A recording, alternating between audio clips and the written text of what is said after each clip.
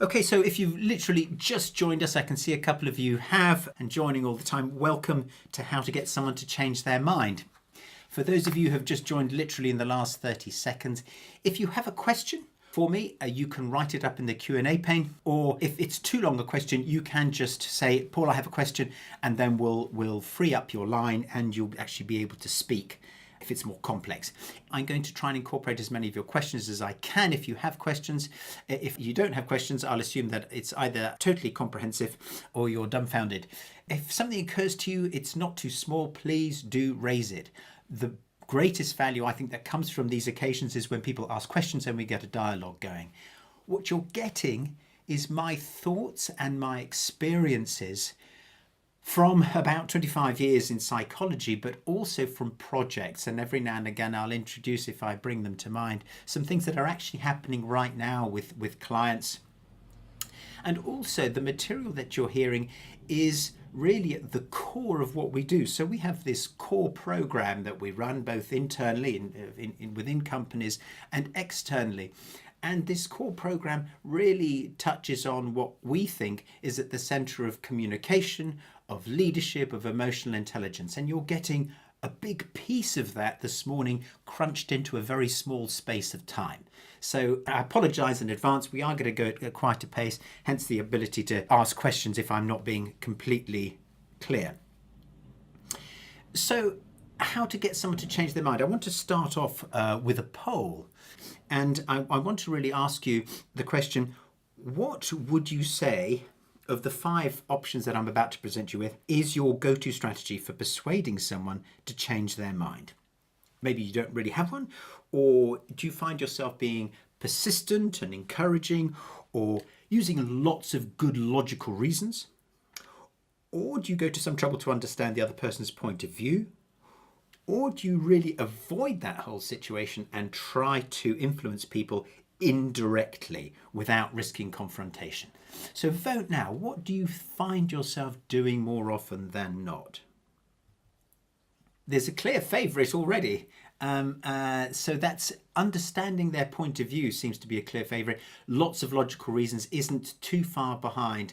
I don't really have a go-to strategy. That's very honest. Thank you very much indeed. And I try to influence people indirectly to avoid confrontation. So 5% of 67, I don't know. Is that 2, 3? Oh gosh, I wish my maths was better.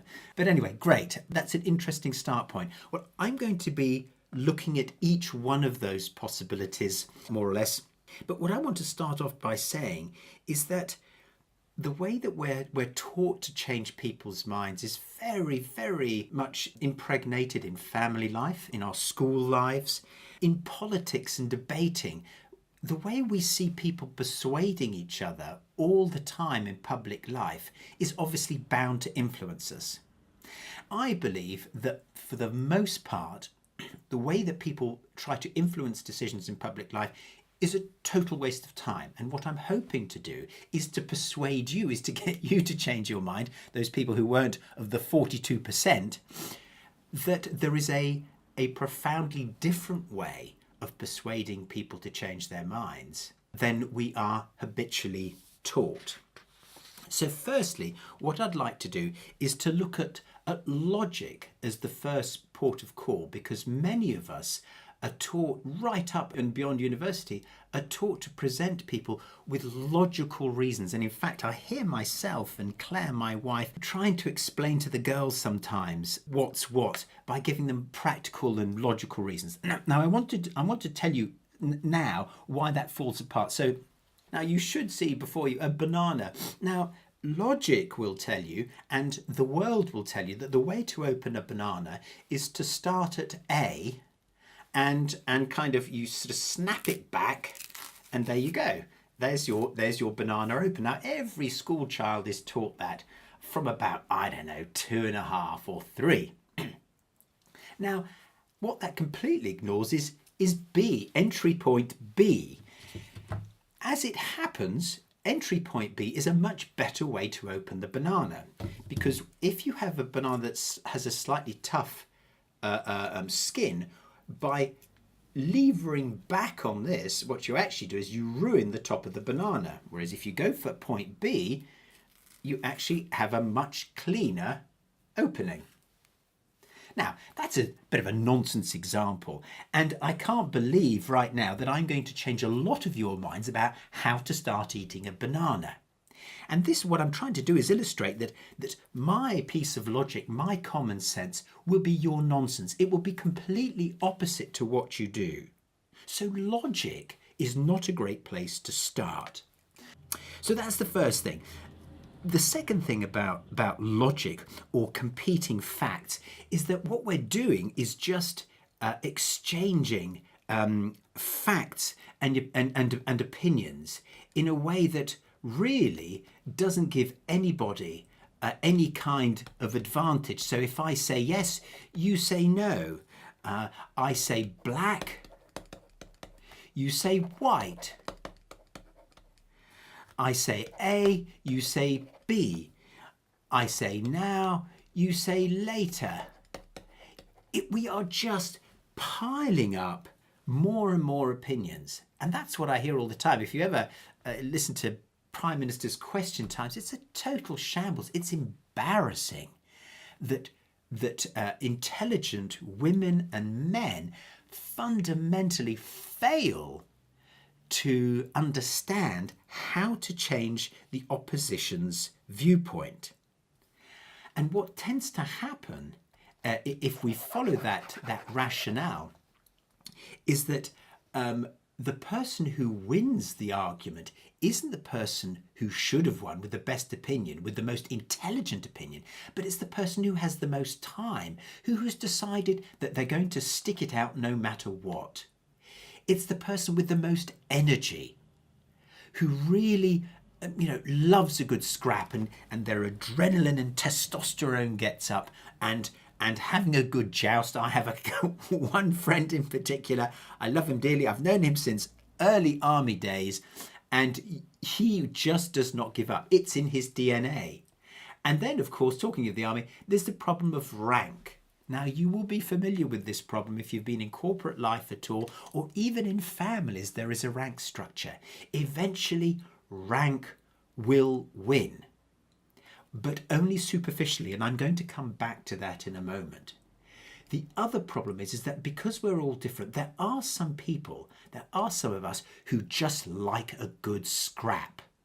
And somebody sent me a quote a couple of months ago, which I absolutely adore. I added the picture because I like the cute pig. But you just suddenly realise sometimes after you've known somebody a while that some people just like to have an argument for its own sake. It makes them feel alive and energised and motivated, and then they walk away completely happy, and we stand there absolutely flaked out, fed up and frustrated, and they think they've had a great time of it. So there's something even worse, and I said I'd mention it.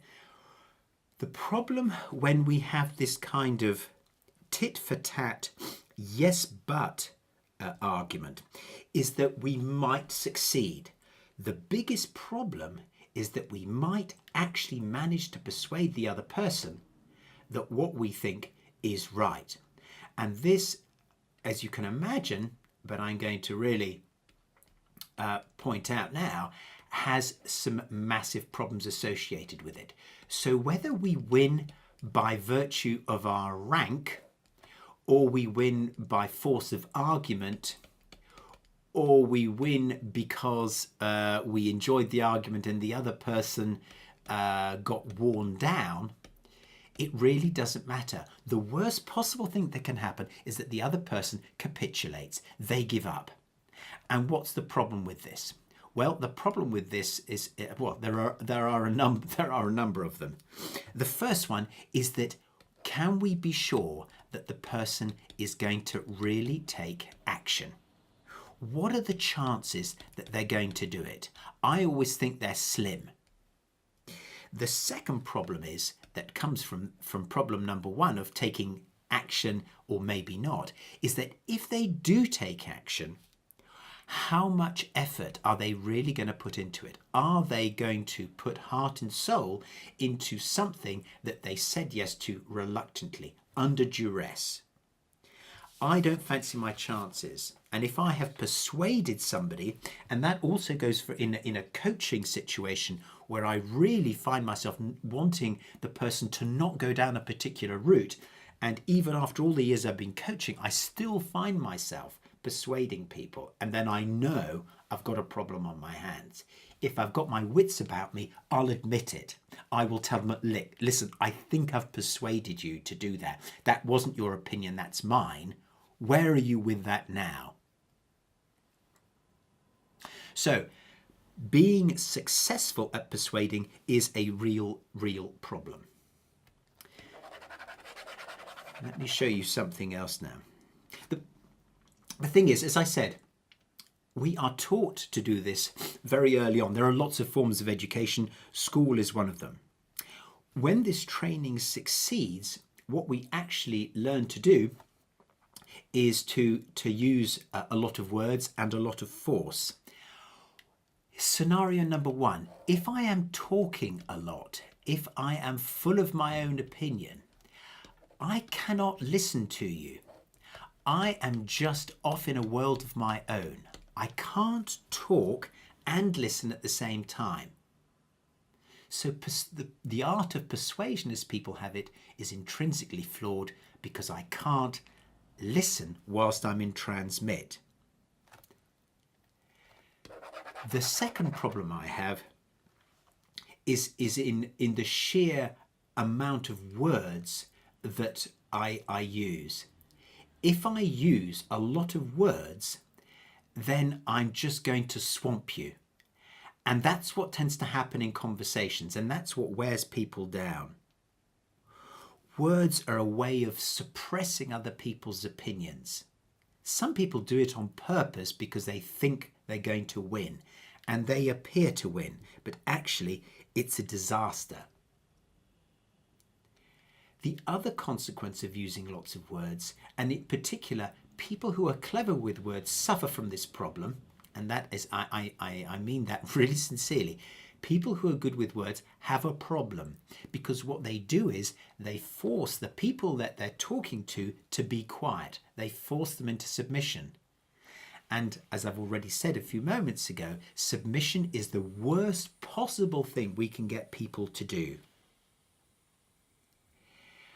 Best case scenario, what we're probably going to do, I'm going to drive somebody to the point of frustration if I carry on with my own views, if I don't really find out what's going on with them. And I'm kind of giving you a clue to where this is going. And the worst case scenario of all for me, at any rate, is that I managed to persuade somebody, or I think I managed to persuade somebody, but they just say yes to get out of the room. And I'm sure that you've all either seen that in motion or seen yourself having that effect on somebody because you were so desperate to make sure that they went away with your point of view. This happens a lot with regard to rank. It is also something that I'm seeing a lot in cross-cultural communication. So that's the negative stuff out of the way. Now I want to start getting on to the success factors, what we have to do to actually get somebody to change their minds. And if we think about it, we've looked at what happens when we talk a lot, when we persist, when we use lots of words, when we get clever or take over. All these things are highly valued by society, highly valued in education, but don't work. And now we're going to look at the flip side. And in three particular scenarios, I want to look at, firstly, most particularly what happens in emotionally charged situations when there is an intellectual disagreement and when somebody is stonewalling. While we were writing the script for this and developing the ideas for this webinar, somebody that we know well said, look, I am in a particular situation now where I'm trying to persuade somebody that what he's doing with his company is absolutely nuts, but he just won't listen. He just totally blanks me, stonewalls me. So I want to look at the three practical, real scenarios that you have probably come across and what to do about it. Okay. First of all, the emotion-filled stuff. And I'm not going to give you the punchline immediately. I'm just going to say probably a little bit more about what not to do. Here, the problem is that when there is a large amount of emotional content, it lives apparently on the surface. So in any conversation, we've got two levels.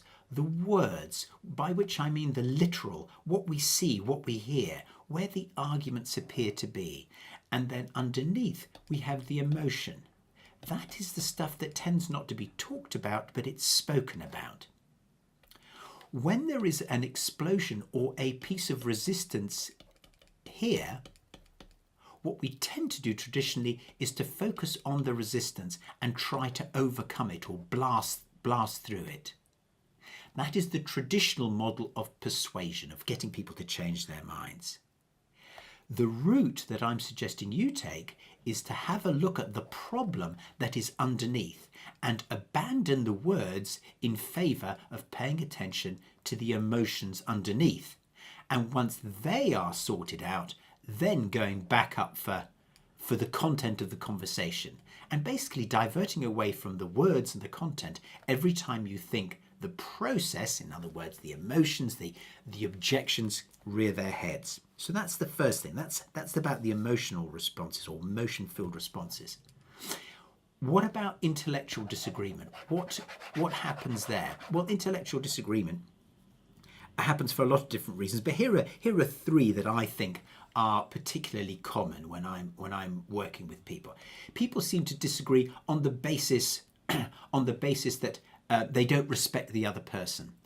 The second basis is choice. People don't like being hemmed in. They don't like being jailed or coerced into a particular set of rules, circumstances and opinions. And so they will rattle the bars very hard. The third sort of way that people get fed up is if we are asking them to agree or do something which they don't like at a values level. And again, all of these intellectual type scenarios are not amenable to the usual route for persuasion. Oratory rarely succeeds. Okay, and then finally there's the wall, and then now I'm going to get onto the get onto solutions very shortly. So finally, this business of the wall. What's happening there? Well, it's actually not as it seems. When somebody that we're talking to does throw up one of these walls, now it happens in lots of different ways. Some people just stare at us. There'll be others who just do a lot of the yes butting.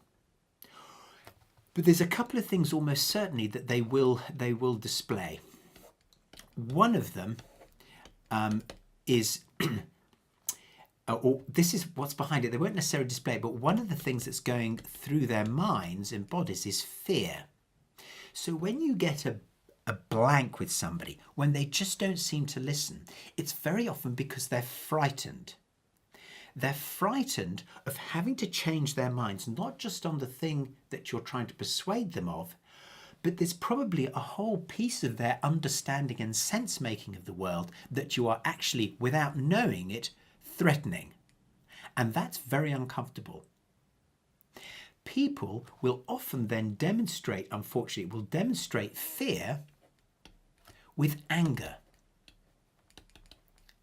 Fear and anger for me are very intimately connected because we know very early on in life, and it's probably wired into us, that fear on its own can't get us anywhere. It's not energizing. So at some very deep level, most of us will do one of two things. Well, we will all do one of two things. We will either resort to anger or frustration, which is my preferred route. When I say preferred, I mean that in inverted commas. It's something I'm working on.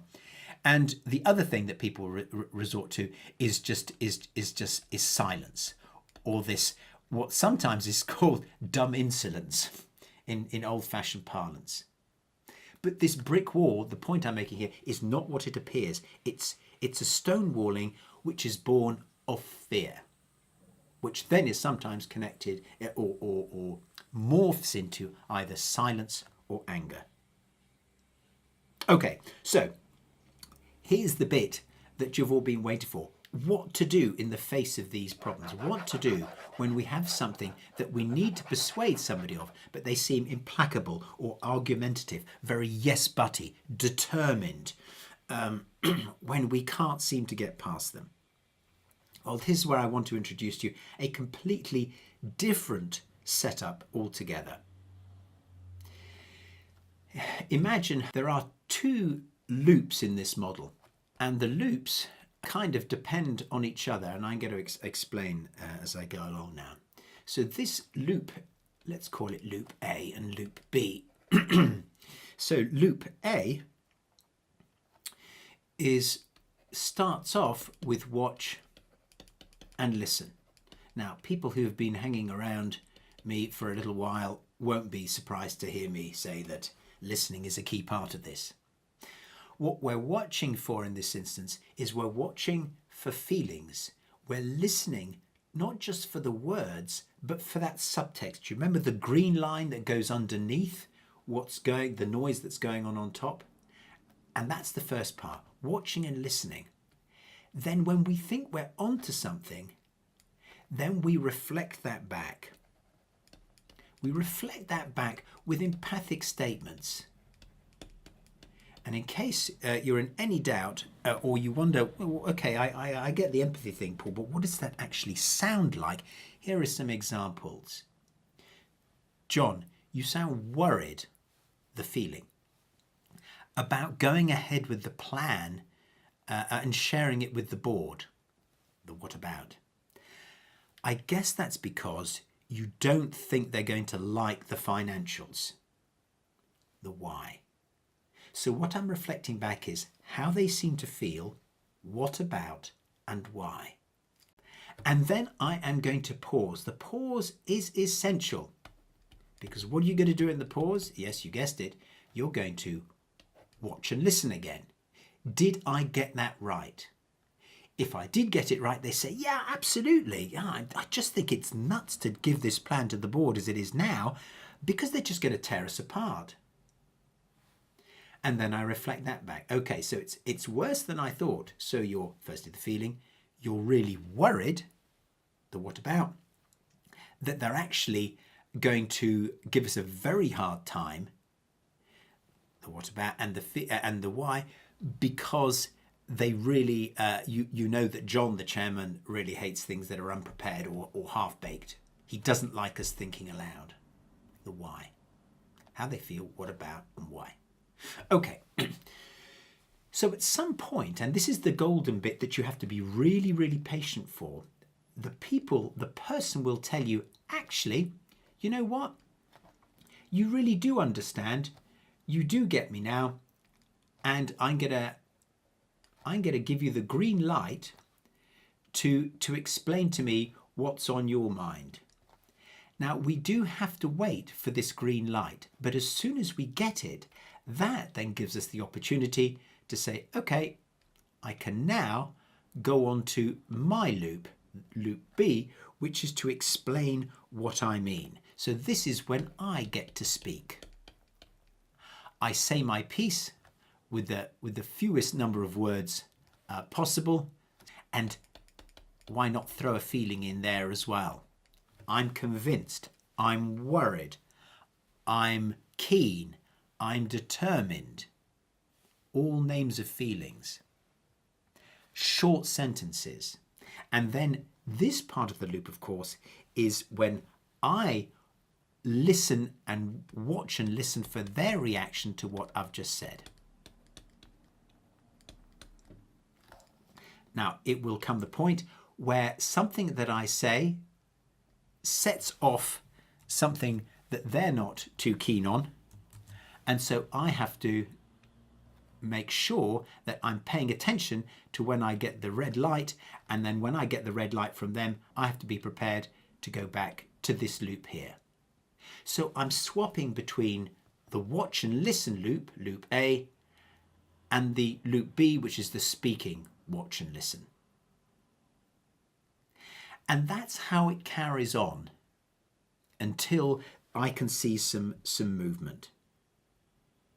So it's now 10:01. There's a couple of other things I could throw at you, but I want to just leave it at that for now and open up for questions. I can see there's been quite a few questions already in the Q&A pane. So I'm going to tackle those first and then see what's left over. So I have one here from Amanda. Hi Paul, I use more than one of these techniques. Oh, that's interesting. So you're very you're flexible according, I guess, to the situation or the person you're faced with. I'm wondering how you're going to, if I were to ask you to vote now, Amanda, which one you would gravitate towards. But we'll see what emerges in the voting, and maybe you can let me know. So Julia's question is, what if you think they are worried about having to do more work? That's a good one.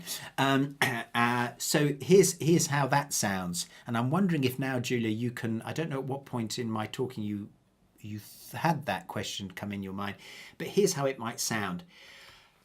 John, it sounds like you're worried, in other words, the feeling, about taking on more work.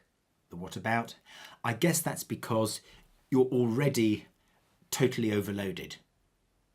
So what I do, Julia, and what I suggest you experiment with is to reflect back their worries about taking on more work or feeling fed up that they've got so much on their plates.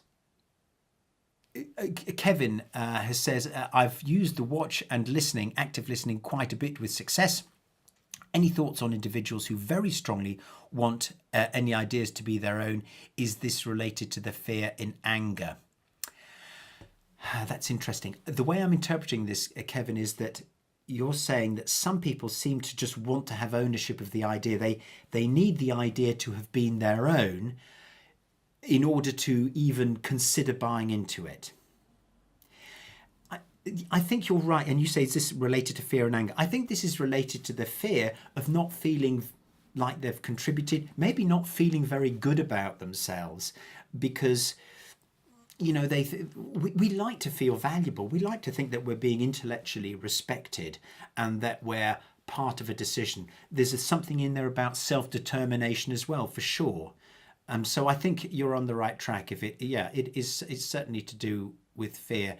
Sometimes people, maybe I was going to say sometimes people don't get to use their own idea, but I think there is always an element that of how they're going to adopt the idea or how they're going to carry it out. I think there's always an opportunity for the leader in the situation to get more buy-in by getting the person to imagine how something might actually get adopted in their own area.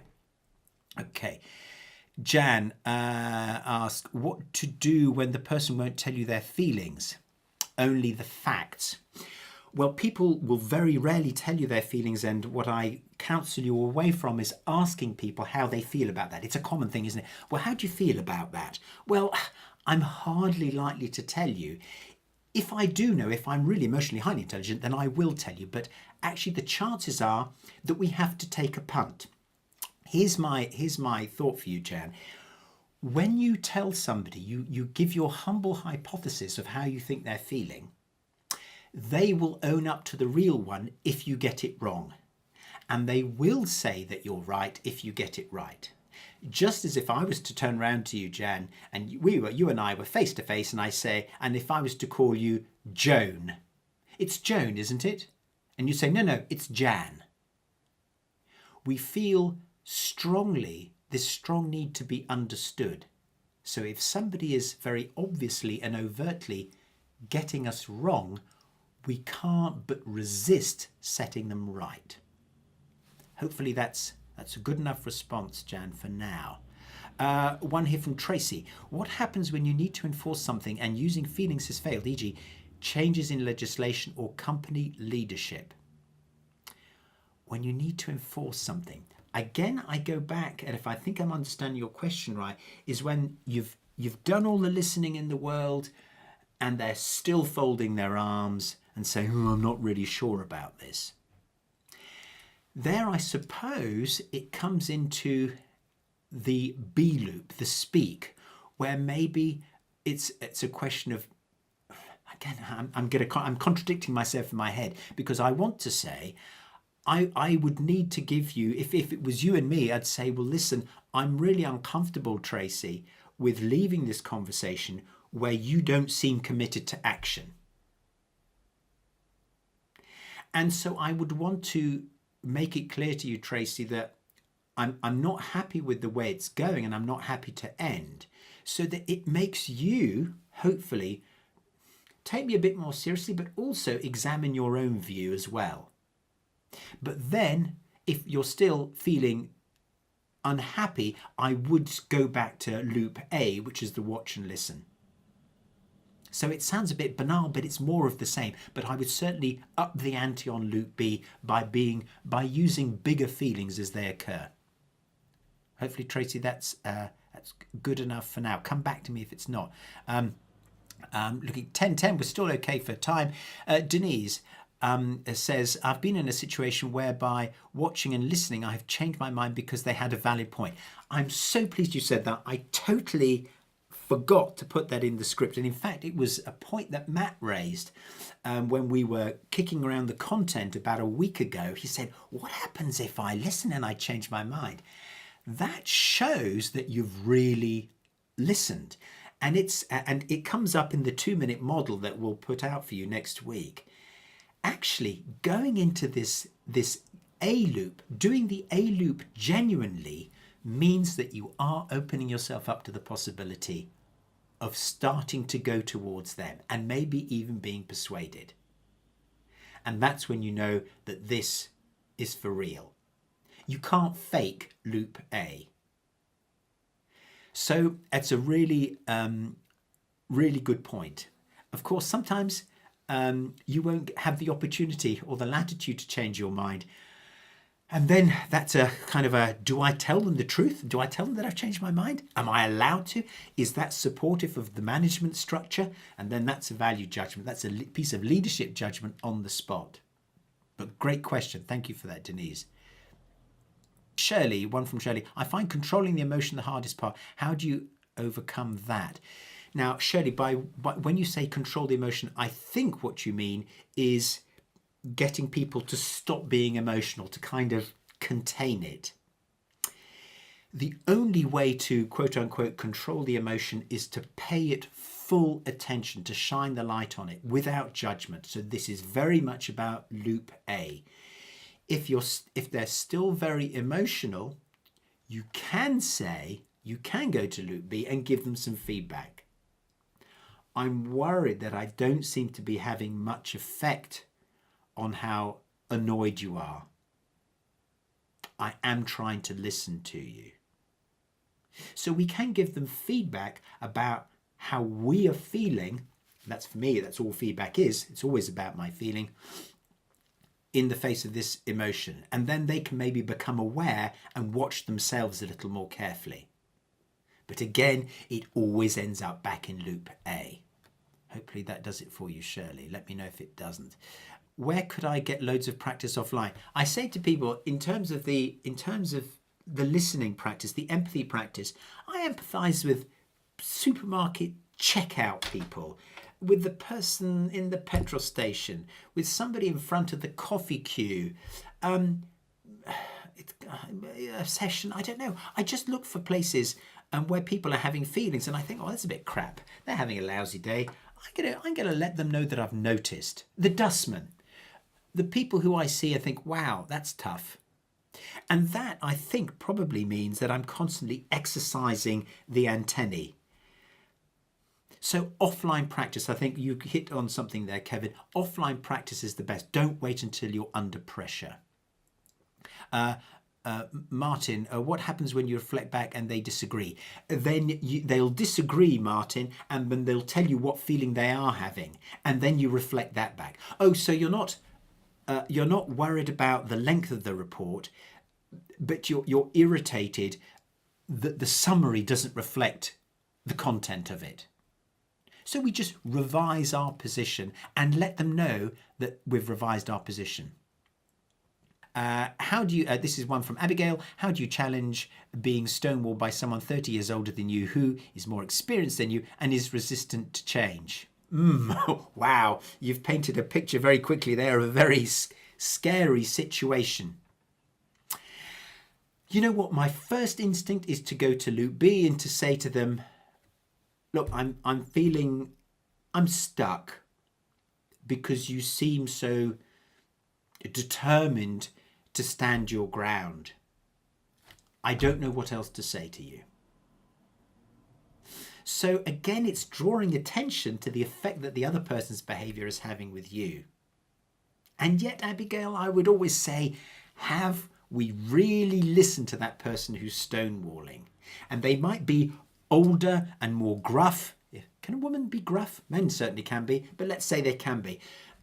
And have this sort of statesman-like or stateswoman-like presence. But really, even those people need to be listened to, even though it's not very tempting to do it. It's not a very appetizing prospect, but a great question, Abigail.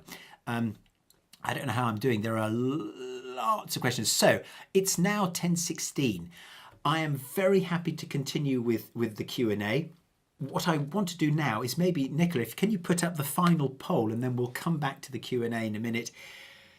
So now, could you vote for what would your first port of call be? What would be your go-to strategy? You still don't really have one for getting someone to change their mind. I'll still probably go for persistence. I'll probably still use lots of good logical reasons. I'm going to first try to understand, or I suspect that I will still try to tackle it offline or sort of background influencing. So about half of you have voted. Oh, more, it's going up. There is now a clear, there's a new clear favourite. About 3/4 of you have voted, just over now. And that's, there we go, voting closed. And so, I shall now first try to understand. Well, I can't be happier than having 98% of you saying that. It's what I believe. It's what we do on the core program. It's what we coach people to do when we're doing executive coaching, is this whole piece of listening. I honestly believe it is the most powerful thing we can do is Loop A, to let people know that they've really been paid attention to. And when they're ready for us, they'll say so. I'm going to stick around now and answer the rest of the questions if you have time. Frank, how does this work in time urgent situations? Well, all I will say to you, Frank, is that it takes a lot less time to listen than it does to persuade. And if that sounds glib, try it out when you do have time and you'll realise that it's quick and efficient. If you have to tell somebody to do something and they just have to do it on the spot, then my vote is definitely go back and complete Loop A. If you have to go straight to B, go back to A as soon as you can, because otherwise you won't know whether they're really going to take real action. For Martin, again, what tips do you have for someone who is an external thinker, might fall into the trap of using too many words? Pause is good, but emotions, aka passion, sometimes take over. Okay, so here's my number one tip for you, Martin, is when you are speaking to remember to mention your feeling and mention the real one. So instead of saying, I'm quite enthusiastic about that, or I'd quite like to, or I really think we should, use a feeling that the name of the feeling that really reflects what's going on for you. I'm determined. I feel passionately about this. I would be worried if we didn't do this. I can't wait to start. What tends to happen if we don't say how we feel, we behave it. We behave it through words and actions, which might be what you're experiencing, Martin.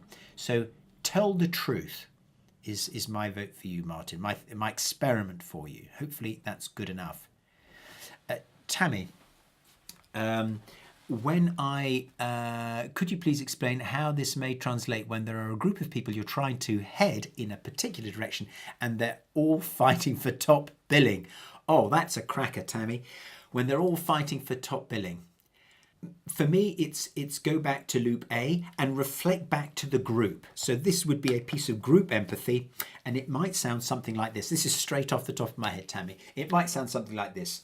Look, guys, what I'm noticing is that you all seem really keen to push your idea through, to make sure that it's your idea that's used. Pause.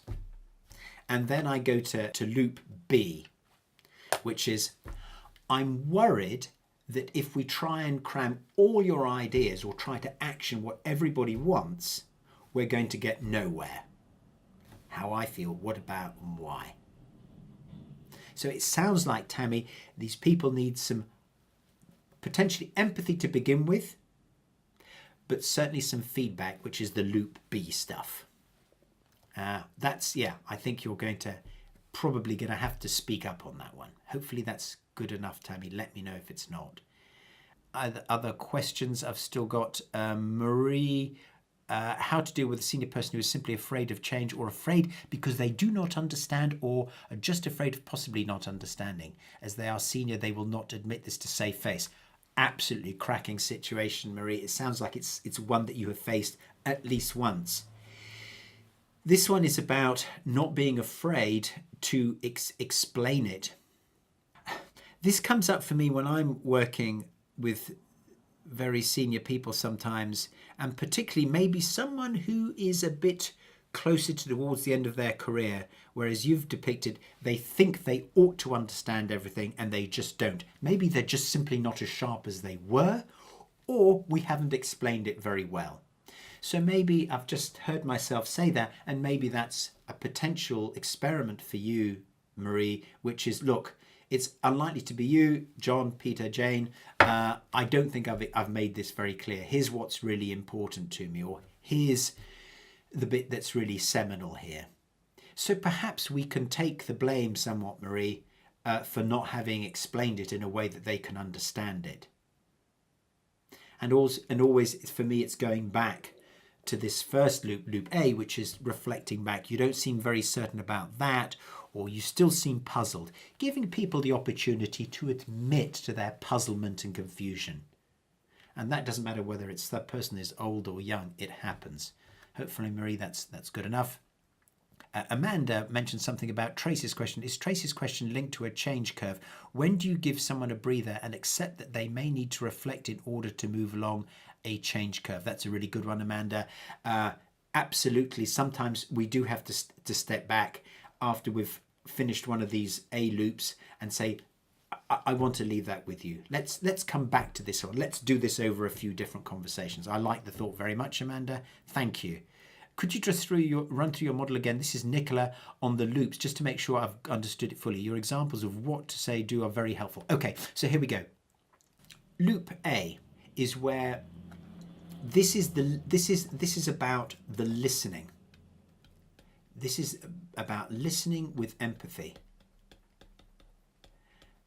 And this is what it sounds like.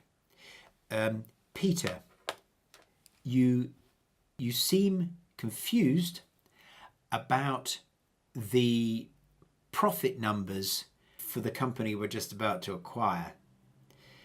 I guess that's because I've presented them in a different format to usual. Ed, you seem really very reluctant to postpone the launch date. I guess that's because you would rather we had all the people briefed first. So hopefully that gives you the mechanism there. How they feel, or how we think they feel, what about why? You seem, you look, you sound. What about, and then the why. I guess that's because, I imagine that's because, I'm wondering if that's because, so all of these are short statements. When we've gone through this and they've said, yeah, you're right, that's exactly how I feel. So what are we going to do about this? Or, I really don't know where to go with this, or I don't think we should, I'm not sure if we should do this now. As soon as their tone has softened and you will notice this signal changing from red to green, then it's your turn to speak, and you go into the B loop, which is to speak in short, pithy sentences, involving feeling preferably. I'm convinced, I am keen, I am sure, I'm comfortable, I'm determined to XYZ because. So how I feel, what about and why? And then we watch and listen for the reception we've got. Few words with a feeling, and then we watch and listen. If it seems to be going our way, if they still look comfortable, we carry on with our argument. If they look uncomfortable, if they frown, if they show us a red signal, then we go back to loop A. Hopefully that's cleared it up. Okay, we've got Nicola. Hopefully that was good enough. Jan, oh yeah, okay, Jan, I've got you. What about the person who refuses to listen to the reflection and knows you are reflecting and carries on talking? Good one. What do you do if the person just carries on talking and they know that you're doing it? I think I would stay with this loop and say, you seem keen to want to continue to persuade me. So I do that. I do this bit here, how they feel and what about. It sounds like you haven't yet finished with your opinion. There's something left to say. And then if I started to get really fed up, Jan, to be honest, I think I'd probably say, listen, I'm starting to get frustrated now because I want to fit my opinion in there somewhere. So, or I'm starting to feel worn down by your very long explanation. I don't know. It depends how I was feeling, but I wouldn't. I would certainly stay with this and reflect it back. It may be that they don't realise that they're doing it. Hopefully, Jan, that's good enough. James asked, if the fear has turned to anger, do you pause or reflect, stating the obvious? I like the thought of the pause, but I also reflect back what I'm seeing. You seem really angry, but really up the ante. If someone's looking angry, don't say you look a bit angry, you'll look a bit upset. Say you really look angry. And let them get that out, and then they may eventually, if they trust you enough, talk about what they're really afraid about. Anyway, thanks for those who stayed on for all of the other questions. Fantastic. Thank you so much for participating. Have a good rest of Friday and a great weekend, and see you at the next webinar about the same time next month. Bye for now.